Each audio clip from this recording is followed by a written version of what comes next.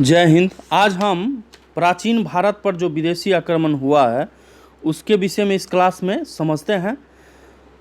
प्राचीन भारत में भारत पर ईरानी और मकदूनियाई का आक्रमण हुआ है।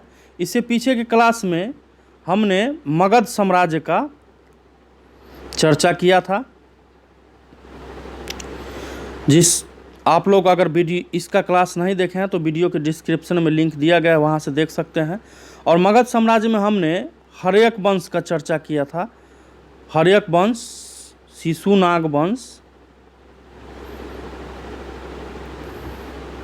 और लास्ट में हमने चर्चा किया था नंद वंश का। ठीक है, नंद वंश का चर्चा किया था। और हर्यक वंश में हमने बिंबिसार, अजातशत्रु, उदयन के विषय में जाना था। उसके बाद शिशुनाग वंश में शिशुनाग और कालाशोक या काकवन के नाम से भी जानते हैं, उसका चर्चा किए थे।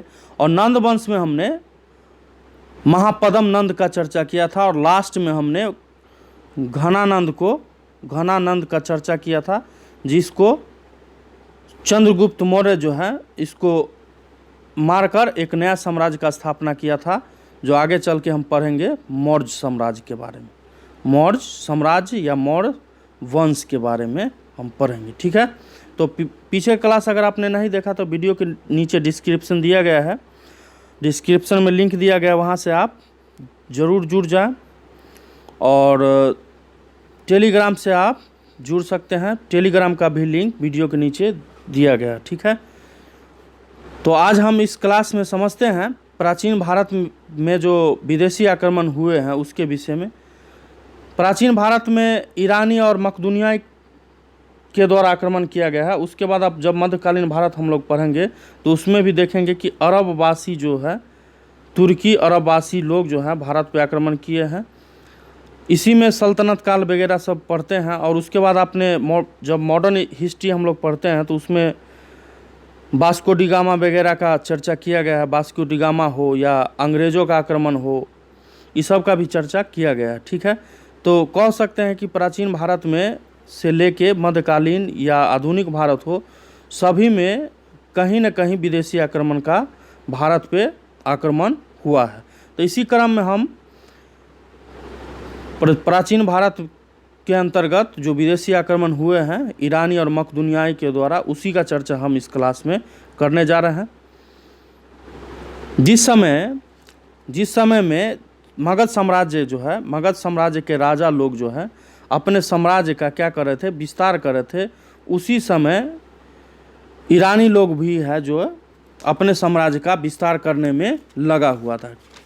और मगध सबसे इम्पोर्टेंट रहा है कि इंडिया को सपोज कर लीजिए इस टाइप से, नॉर्थ, वेस्ट, ईस्ट, साउथ। तो ये जो क्षेत्र हुआ पश्चिम उत्तर क्षेत्र उसको बोलते हैं। तो इस साम्राज्य पर मगध साम्राज्य के जो राजा लोग थे वो अपना राज्य विस्तार करने में उतना सक्षम नहीं रहे, असफलता हासिल किया। और यहाँ पे जो भी राजा थे या छोटा छोटा प्रदेश में राज बटा हुआ था, वो राजा जो है क्या कर रहा था, एक दूसरे को साथ नहीं दे रहा था, जिसके फलस्वरूप क्या हुआ है कि विदेशी आक्रमण का होना स्वाभाविक है। कि अगर यहाँ के राजा एकजुट अगर नहीं हो पा रहे हैं तो स्वाभाविक है कि विदेशी आक्रमण हुआ है।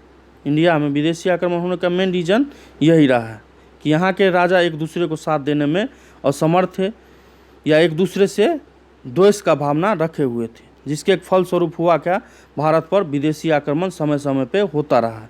ठीक है, तो इसी क्रम में बढ़ाते हैं क्लास को। पाक मौर्य युग में मगध साम्राज्य का अधिकार क्षेत्र भारत के पश्चिमोत्तर प्रदेश तक नहीं हो पाया था। जिस समय मध्य भारत के राज्य मगध साम्राज्य के विस्तारवादी नीति का जो शिकार हो रहे थे, मध्य का जो क्षेत्र, सेंट्रल क्षेत्र जो है, सेंट्रल मध्य का जो भारत है वो मगध साम्राज्य के विस्तारवादी नीति का जो शिकार हुए थे, तो पश्चिमोत्तर प्रांतों में अराजकता और अव्यवस्था का जो स्थिति जो है उत्पन्न हो गया था। और यह अनेक छोटे छोटे राज्यों में विभक्त हो गया था या बांट दिया गया था, जिसमें से छोटा छोटा राज्य में कंबोज, गंधार, मद्र ये सब जो है इम्पोर्टेंट राज्य है। इन प्रदेशों में ऐसी कोई भी शक्ति नहीं थी जो परस्पर संघर्षरत राज्य को जीतकर एकजुट कर सके या एक छत्र शासन कर सके। यह संपूर्ण क्षेत्र उस समय विभाजित था और ऐसी स्थिति में क्या था, विदेशी आक्रमण का होना स्वाभाविक था। तो विदेशी आक्रांताओं का ध्यान जो है भारत के भूभाग पे की ओर आकर्षित होना स्वाभाविक था और फलस्वरूप यह प्रदेश जो है 2 विदेशी आक्रमणों का प्राचीन काल में शिकार हुआ है, हखामनी ईरानी आक्रमण और यूनानी आक्रमण के द्वारा। तो भारत में सर्वप्रथम विदेशी आक्रमण जो हखामनी वंश के राजाओं ने किया है और इसमें सबसे पहले सफलता जो है दारा को दारा प्रथम के नाम से जानते हैं, इसे प्राप्त हुआ है। इस वंश में के संस्थापक साइरस सेकेंड जो है किस वंश का, हखामनी वंश का। साइरस सेकेंड 558 ईसा पूर्व से 529 ईसा पूर्व ने भारत पर आक्रमण करने में असफल रहा, सफलता उसे नहीं प्राप्त हुई। जानते हैं हखामनी साम्राज्य के प्रमुख शासक के विषय में। इसके साइरस प्रथम जो है 558 से 529 ईसा पूर्व, साइरस सेकेंड ने 6ठी शताब्दी ईसा पूर्व मध्य ईरानी में हखामनी साम्राज्य का क्या किया, स्थापना किया। ठीक है, 1 मिनट। और साइरस द्वितीय एक महत्वाकांक्षी व्यक्ति था। थोड़े ही समय में वह क्या किया, पश्चिम एशिया का सर्वाधिक शक्तिशाली शासक बन गया। पश्चिम एशिया का सर्वाधिक शक्तिशाली शासक बन गया। साइरस ने सिंध के पश्चिम में भारत के सीमावर्ती क्षेत्र की विजय प्राप्त की। प्लिनी के विवरण से हमें ज्ञात होता है कि साइरस ने कपीसा नगर को ध्वस्त कर दिया था। साइरस की मृत्यु कैप्सियन क्षेत्र में डरबाइक नामक एक पूर्वी जनजाति के विरुद्ध लड़ते हुए हो गया था। उसका पुत्र जो है कैम्बिसीज द्वितीय 529 से लेके इसका 522 ईसा पूर्व तक शासन रहा है। उसके साम्राज्य का उत्तराधिकारी बना। उत्तराधिकारी बनने के बाद वो क्या किया, गिरिह युद्ध में ही उलझा रहा और उसके समय में हखामनी जो साम्राज्य का भारत की ओर कोई विस्तार नहीं हो सका। ठीक है, दारा प्रथम के विषय में जानते हैं। यही दारा प्रथम है जो भारत पर आक्रमण करने में प्रथम बार प्राचीन भारत में सक्सेस हुआ है।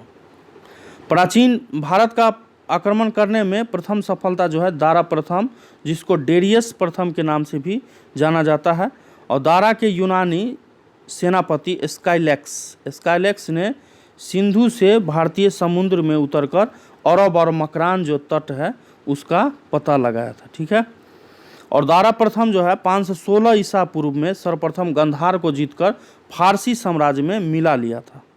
ठीक है, और भारत का पश्चिमोत्तर भाग जो है दारा के साम्राज्य का 20वां प्रांत था। इससे पीछे वो 19 प्रांत को जीत चुका था। ये किसके अनुसार कहा गया है, तो हेरोडोटस के अनुसार कहा गया है। ठीक है, कंबोज एवं गंधार पर भी उसका अधिकार हो गया था। दारा प्रथम जो है, दारा प्रथम के 3 अभिलेख हैं। अभिलेखों में बेहिस्तून, पर्सिपोलिस और नक्शे रुस्तम से यह पता चलता है कि उसी ने सर्वप्रथम सिंधु नदी के तटवर्ती भारतीय भूभाग को अधिकृत कर लिया था। ठीक है,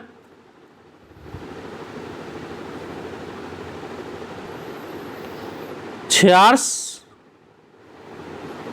अथवा जरक्सीज, इसका जो टाइम पीरियड है वो लगभग 486 ईसा पूर्व से 465 ईसा पूर्व तक रहा है।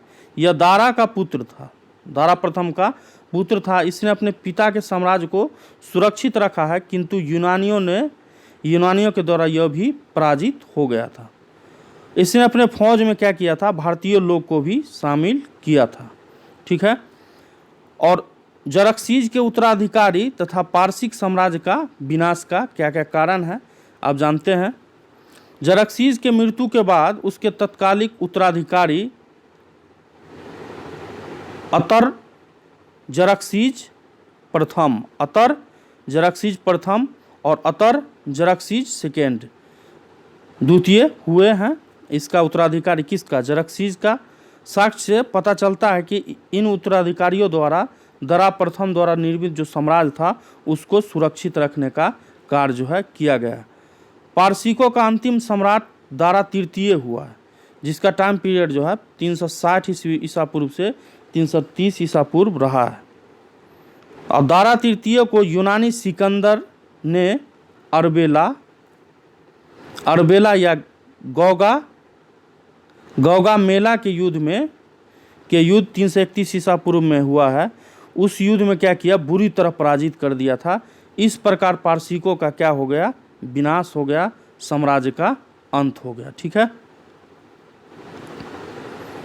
और हखामनी साम्राज्य या ईरानी द्वारा भारतीय क्षेत्र में आक्रमण करने के क्या कारण थे, इसका चर्चा कर लेते हैं। ईरानी साम्राज्य के पश्चिम में सुदृढ़ता, भारत में पश्चिमोत्तर राज्य की ओर अस्थिर और अराजक राजनीति की परिस्थितियाँ, ये सब इम्पोर्टेंट कारण रहा है उसके आक्रमण करने का। पश्चिमोत्तर सीमा प्रांतों का सामरिक और आर्थिक महत्व बहुत ज़्यादा था और उत्तरापथ मार्ग पर नियंत्रण करने की इच्छा शक्ति उसे थी। ठीक है। और हखामनी साम्राज्य का भारत पर आक्रमण का क्या प्रभाव पड़ा है, इसके विषय में चर्चा करते हैं। ईरानी साम्राज्य का भारत पर निम्नलिखित प्रभाव पड़ा है। समुद्री मार्ग की खोज से विदेशी व्यापार को क्या मिला है? प्रोत्साहन मिला है। और पश्चिमोत्तर भारत में दाईं से बाईं ओर लिखी जाने वाली भाषा को क्या बोलते हैं? खरोष्टी लिपि। इसका चर्चा हम करेंगे, स्पेशल मौर्य साम्राज्य पढ़ाएंगे तो उसके अंतर्गत स्पेशल अशोक के संदर्भ में। तो खरोष्टी लिपि का प्रचार हुआ है और अशोक के कुछ अभिलेख खरोष्टी लिपि से उत्कीर्ण है, देखा जाएगा, वहाँ पे पढ़ा जाएगा। ठीक है। ईरानियों का अरमाइक लिपि का प्रचार प्रसार हुआ है। अभिलेख उत्कीर्ण करने की प्रथा यहीं से प्रारंभ हुई है। ठीक है। और मौर्य वास्तुकला पर ईरानी प्रभाव स्पष्ट रूप से आपको दिखाई देगा जब हम मौर्य साम्राज्य का चर्चा करेंगे। जैसे कि अशोककालीन स्मारक, विशेषकर घंटे के आकार के गुंबद, कुछ हद तक ईरानी प्रतिरूपों पर ही आधारित था। ठीक है। अशोक के शासनकाल की प्रस्तावना और उसमें प्रयुक्त जो शब्दों में भी ईरानी प्रभाव हमें देखने को मिलता है। ठीक है। चलिए अब पढ़ते हैं यूनानी आक्रमण, मकदूनियाई का आक्रमण। फिलिप द्वितीय जो सिकंदर का पिता था, फिलिप द्वितीय सिकंदर का पिता था, 359 ईसा पूर्व में मकदूनियाई का शासक बना। कहाँ का शासक बना? मकदूनियाई का। इसे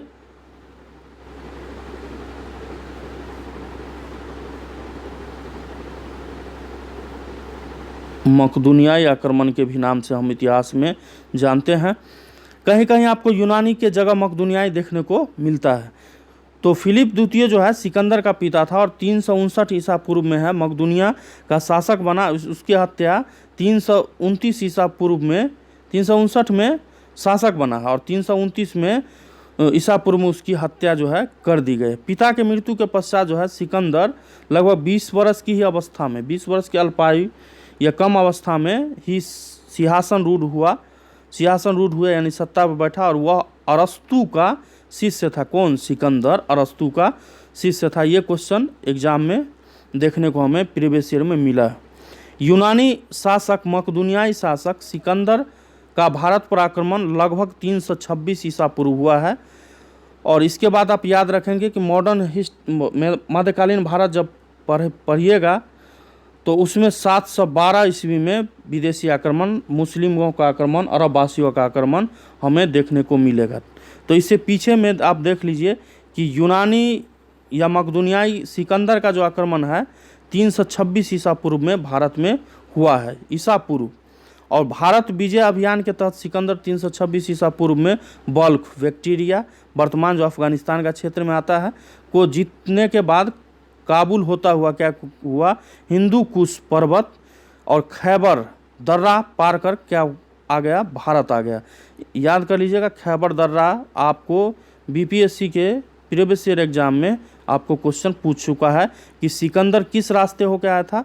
तो हिंदू कुश पर्वत के खैबर दर्रा होते हुए भारत आया था, काबुल होता हुआ। ठीक है, चलिए। तक्षशिला के शासक आम्भी ने आत्मनिर्भर के साथ, उसका आत्मसमर्पण के साथ, और तक्षशिला के शासक जो था उस समय आम्भी, वो क्या किया, आत्मसमर्पण उसके सामने कर दिया और उसका क्या किया, स्वागत करते हुए उसे सहयोग का वचन दिया। ठीक है, और सिकंदर के आक्रमण के समय अश्वक और सीमांत गणराज्य था, जिसकी राजधानी मसग थी। और यूनानी लेखकों के अनुसार सिकंदर के विरुद्ध हुए युद्ध में बड़ी संख्या में पुरुष सैनिकों के मारे जाने के बाद वहाँ स्त्रियों ने शस्त्र जो है धारण किया था। इसी विवरण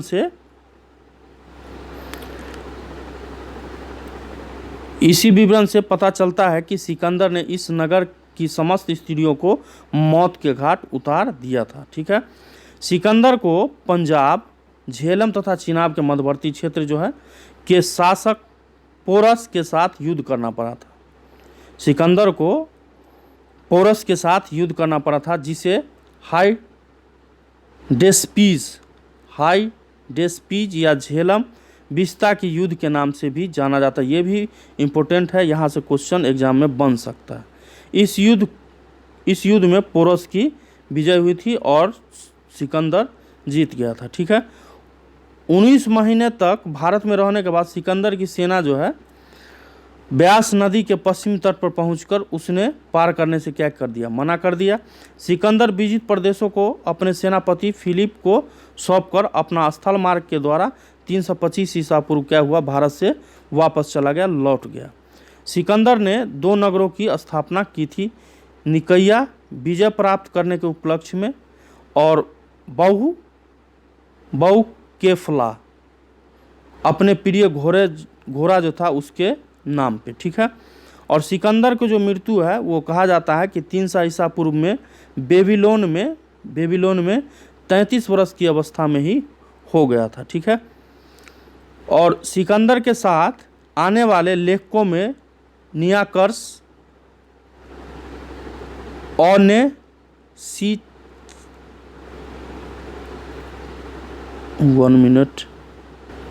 तो सिकंदर के साथ आने वाले लेखकों में नियाकर्स,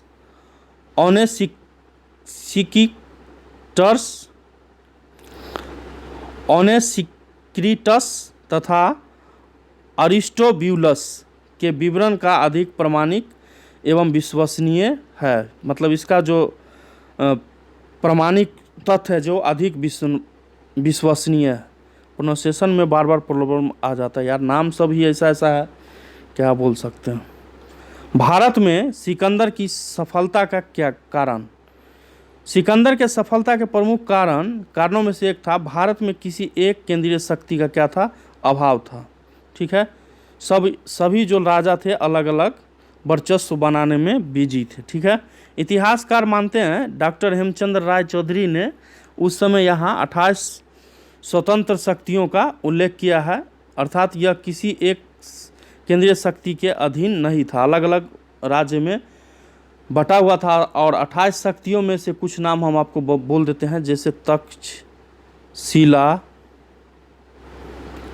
तक्षशिला के बाद आपको देखने को मिलेगा शूद्रक, उसके बाद आपको देखने को मिलेगा पुरु, उसके बाद उसी प्रकार आप फेगेला,